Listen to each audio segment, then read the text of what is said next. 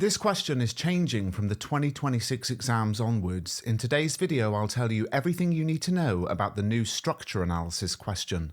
AQA English Language Paper 1 Question 3 is an 8-mark question analysing the writer's use of structure and assessing the structure element of Assessment Objective 2. Let's look at a sample question based on the extract you can download free through following the link in the description. You now need to think about the whole of the source. This text is from the middle of the novel. How has the writer structured the text to create tension? You could write about how tension goes up or down throughout the extract, how the writer uses structure for effect, any other structural features such as change in mood, tone, or perspective. 8 marks. So what does it actually mean to analyse structure in an extract? Put simply, structure is about how the text is organised, the order things take place in. Structure analysis is less about what's happening in a source and more about where it's happening and why.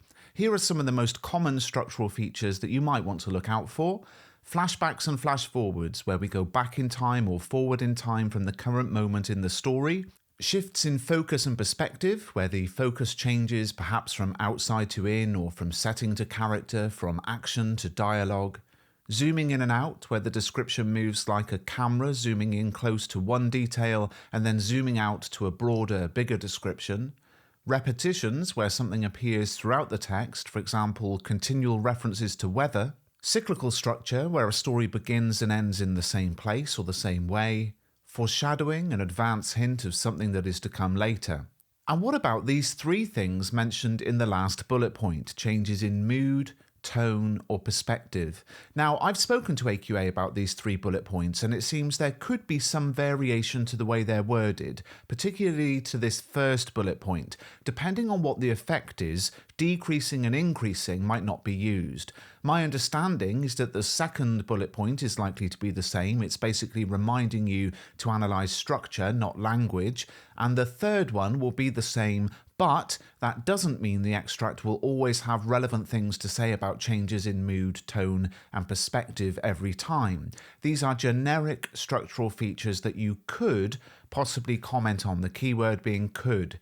It's the same sort of thing as we see in Paper 1 Question 2, where we have words, phrases, language features, techniques, and sentence forms, but we've had years, like November 2018, where there were no sentence forms worthy of analysis. So the keyword is could. The bullet points give you some ideas of what you could write about, but they might not all be there, and even if they are, there's no expectation that you must write about them all. So for the purposes of this video, we'll look at these bullet points, but just be prepared for some possible variation in your exam.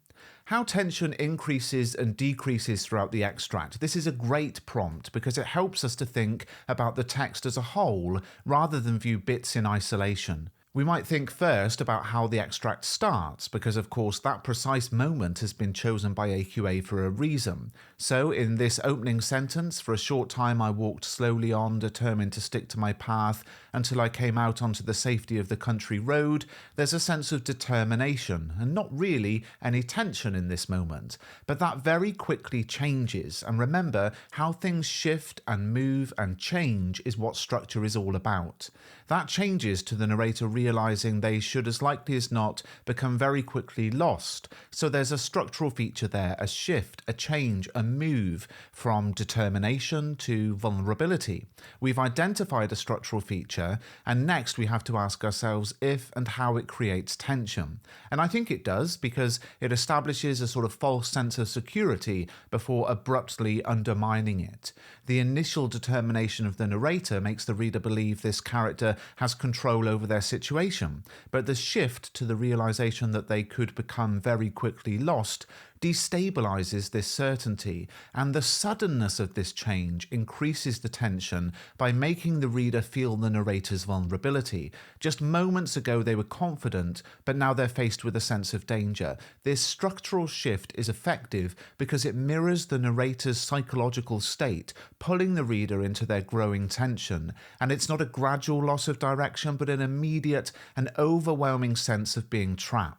So the speed of this shift from determined to vulnerable ramps up the tension, reinforcing the idea that the narrator is losing control of their surroundings. Now, in our extract, I think it pretty much stays tense the whole way through, but there is one moment where the narrator hears Keckwick coming. So Keckwick was unperturbed by the mist, quite used to travelling through the lanes and across the causeway in darkness.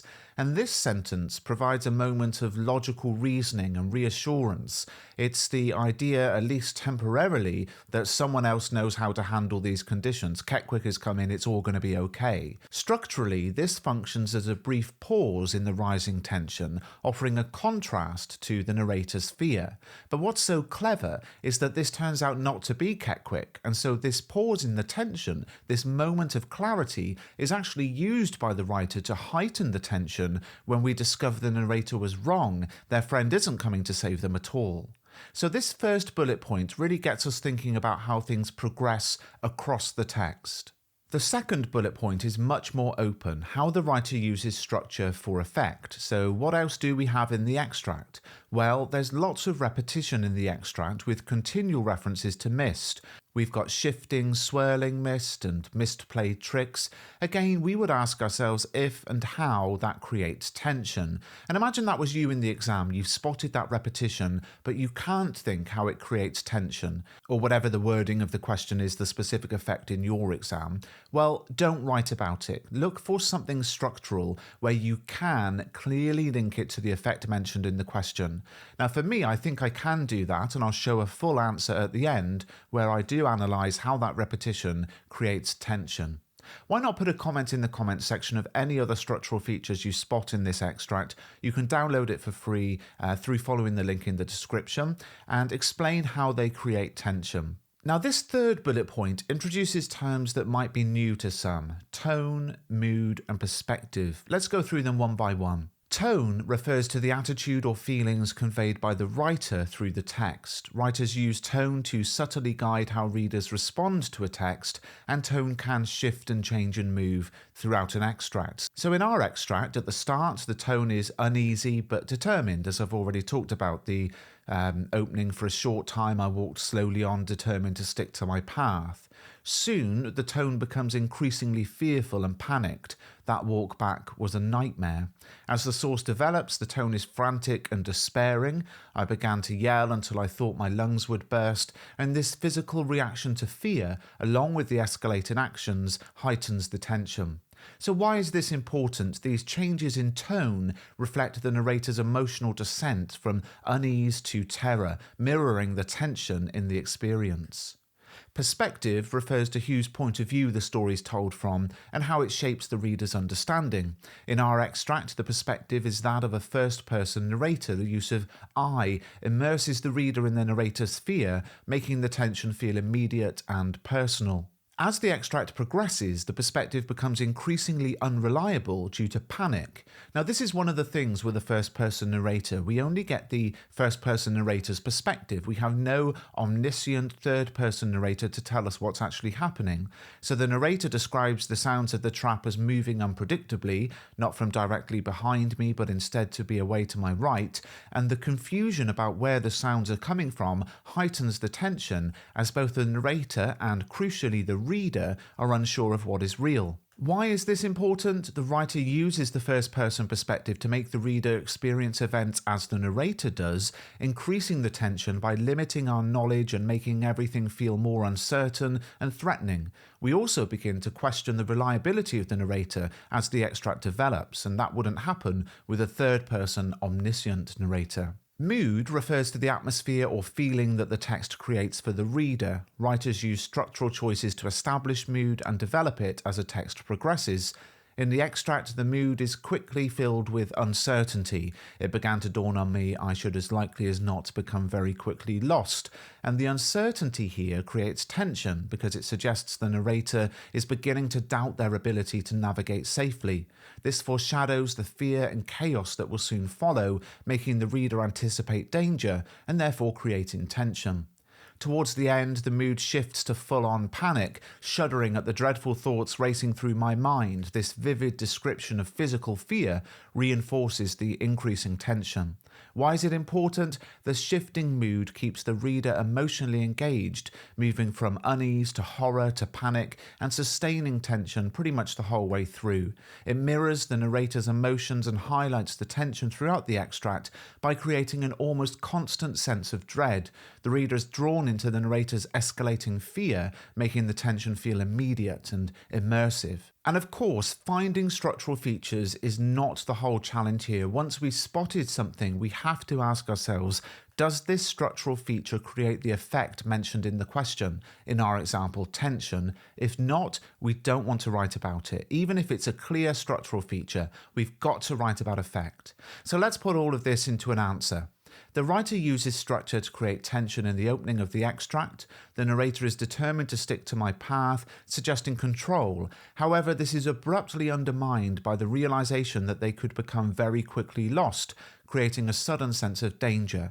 This rapid shift mirrors the narrator's psychological state, making the reader feel their disorientation. The speed of this change heightens tension, immersing the reader in the narrator's growing fear and loss of control. The tension intensifies in the second half of the extract as the pony and trap approaches. Structurally, the momentary relief offered by the belief that Keckwick was unperturbed functions as a deliberate pause, allowing the reader to lower their guard before the tension spikes again when the realization dawns that Keckwick is not there. This misdirection is particularly effective in increasing tension as it plays on the reader's expectations. What seems like a moment of safety is quickly undermined, deepening the narrator's isolation and fear. The sudden shift in mood from fleeting reassurance to overwhelming dread mirrors the narrative's structural shifts and maintains the tension. Finally, the unresolved conclusion ensures that the tension lingers beyond the extract. The narrator's final actions, shuddering at the dreadful thoughts and fumbling his way blindly, suggest that the fear remains even after the immediate danger has passed. The ambiguity surrounding the pony and trap leaves the reader unsettled, as the lack of clear resolution prevents any release of tension. Structurally, this functions as a cliffhanger, ensuring the reader remains in a state of uncertainty, mirroring the narrator's ongoing terror. The absence of closure reinforces this tension by leaving the reader, like the narrator, grasping for answers that never come. If you found this video useful, please do subscribe to the channel. My language guide is now updated for all of the changes in this exam. You can actually get the ebook for free when you buy my literature and poetry guide. In this bundle, you'll get the language ebook for free. These are ebooks that download to your phone, your computer, your device. They're sent by email. They're not physical products. If you want the actual paperback, that's available again through following the links in the description, exclusively on Amazon. Now, just to say, more people watch my videos unsubscribed than those who are subscribed to the channel. So if you've got this far, please do just subscribe, and I really appreciate it.